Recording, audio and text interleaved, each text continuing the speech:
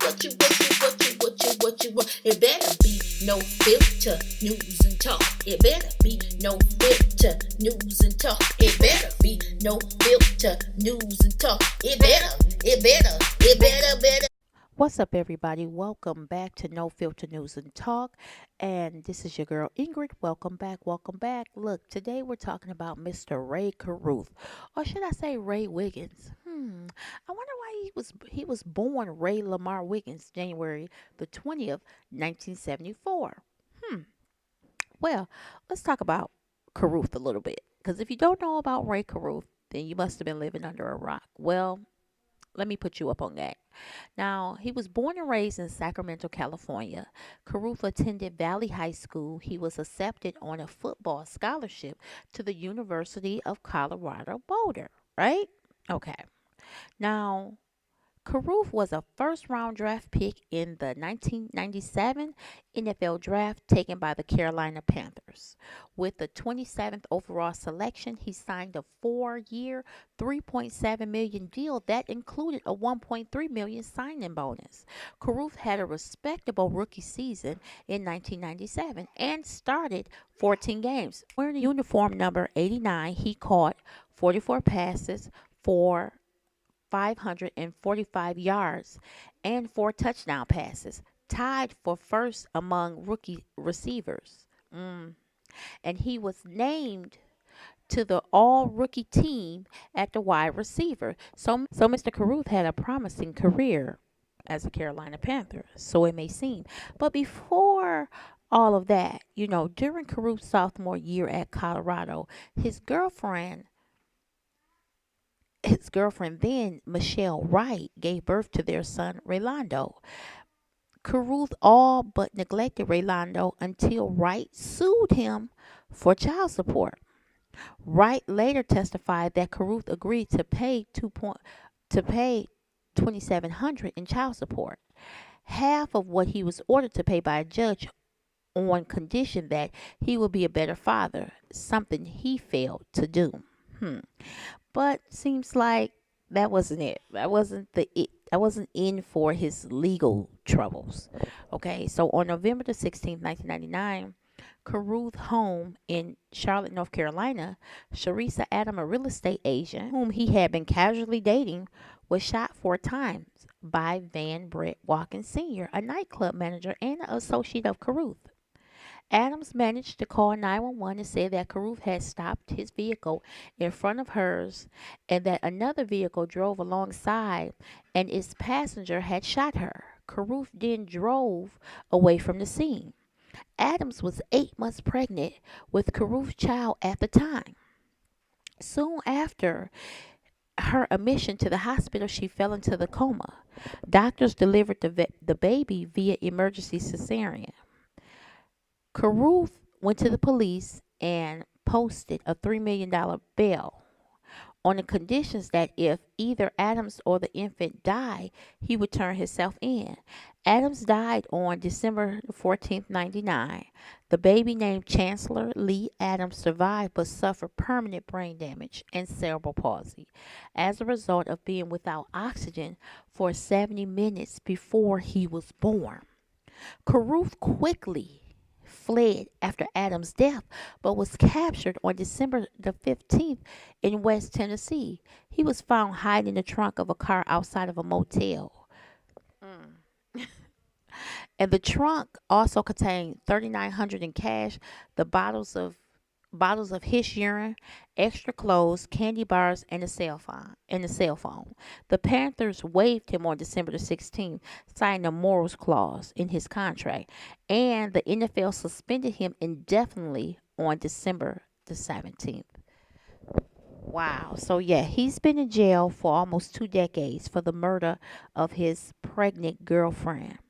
And their son, unfortunately, like I stated before, has cerebral palsy, and he's been raised by his grandmother, which is Sarissa Adams' mother, you know, and it's all been an unfortunate situation. Now, um, in 2003, she won a settlement. The grandmother won a settlement against Caruth and the three other co-conspirators of $5.8 million, but she haven't been able to receive a dime because they've been locked up or unemployed. So, so that is a terrible, sad situation right there. That is a terrible, sad situation right there. So I don't know, y'all. What do y'all think? Now I look at it two different ways now. Now, for him to go through as much legal issues and legal troubles as far as the whole child support with his first son, and how he absolutely did not want to pay child support, he didn't want no other children. I wondered, did him and her have that conversation? Did they have a conversation about the child support situation? And did they have a conversation that he didn't want no children?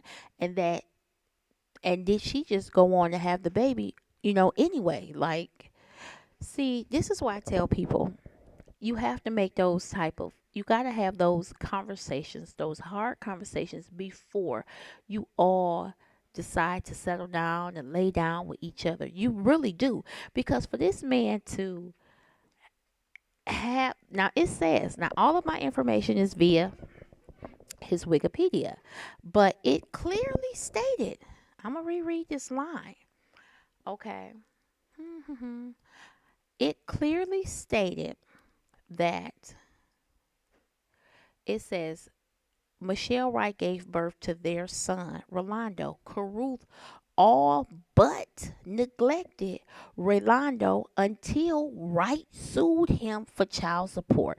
And it was said that all of this whole murder thing, was all because he didn't want to pay child support. So what I'm saying is, did he have that conversation with her? And about him not wanting any children, and him not wanting to pay child support beforehand. And then was she the type that was just like, well, this is my body, and which she should have been. This is my body, and I don't believe in abortions. So I want to have my baby. I don't know. I don't know. I'm just wondering. I'm just wondering. I'm not picking sides because that was a coward move. He was dead wrong. He should not have done that. He should have went about it a whole nother way. He should have got himself fixed if he didn't want any children. But I kind of look at things like both ways, and I know that it's a lot of men that have a lot of issues with child support. They have such a distaste for child support. They do not want to pay it. And that's what it sounded like that he had. Because trust me, I get into arguments all the time about child support. But that sound like, I don't know. I don't know, and it don't matter because that's a iffy situation. But listen, if you both know what you want, then you go ahead and you just part ways. But wow, the son is a splitting image of him, and that's sad because the baby survived, but the baby has cerebral palsy due to him being on some BS. For real. That just wasn't a real man move, and we all know that. But see, I know some women that where men did not want to have children and have paid for abortions. The women said took the money and went shopping. So that leaves him in like a bind, and it leaves her in one too. So then you get mad when the man don't want to take care of the kid, but when y'all already agreed to something previously, but it's her body. I'm looking at it. I look at it both ways. I don't try to be one-sided. I don't follow the crowd. If you know me by now, I don't follow the crowd, and I don't want to be one-sided. And unfortunately, we can't bring the young lady back who lost her life. But those are some of the things that people need to look at. Those are, I mean, I don't know. I'm just looking at it different. I'm looking at it like they had that conversation And he absolutely did not want no more children. She was like, forget that. This is my baby. I'm dealing with my baby. You sound like a fool. See, it seemed like there had to be some arguments beforehand. And then he tried to soothe her over and then say, well, look, let's go to the movie when he already planned it and plotted to have her killed. So, my thing is, before you lay down with somebody, have those conversations. And people do change their mind. But hey, keep reinforcing those conversations. Like, for real. Because what if this happened? What if the protection break? What if, what if this happened? What if the person do be on birth control? If you don't want no children, and fellas out there, if you don't want any, then go ahead and have a vasectomy. Do what you're supposed to do. Have a vasectomy if you know you absolutely don't want any more children. Or was it that he just didn't want no children by her? I know they probably would never be able to look past this, but I hope he can have some type of dealing, some type of relationship with his son. It's just too bad for the whole situation. But yeah, he's out of jail now, so we shall see. We should see what happens. I want to hear his side, cuz for so many years he lied about the whole situation of having anything to do with it, but we know that he had something to do with it. But I do want to hear his side. And it's a good thing too, he kept in contact with her mother, and which I must say is a strong woman, to forgive and to try to move on. But he kept in contact with her. He kept writing her. And here's one of the letters right here, because it was said that when he got out, he wanted to have like full custody, or if she passed away, he wanted to have full custody. But then in recent letter of February of this year, 2018, he retracted that and said that the child is better off without him. So, but once again, he can get out and change his mind again. So, I don't know. It's just a really touchy story. You hear a lot of opinions, but I don't know, y'all. I mean, it is. I do wish he can have a relationship with his son, because the baby needs that part. But then it's like, do you trust him with the son? This nigga tried to kill him. Oh, that's a difficult situation. And we all can say what we ain't gonna do, but until we can get in that situation, and them some shoes that I do not want to be in. I don't know about y'all, but I damn sure don't want to be in them shoes. But I do want to hear what he have to say. Look, tell me what y'all think about this story, because everybody going everywhere with the story. The story been out, it been broke 20 years ago, almost 20 years ago. So ain't too much new information, but that he's out now. But I want to know, is he willing to sit down and tell the truth? It's always two sides to every story, and I don't give a fuck what you say.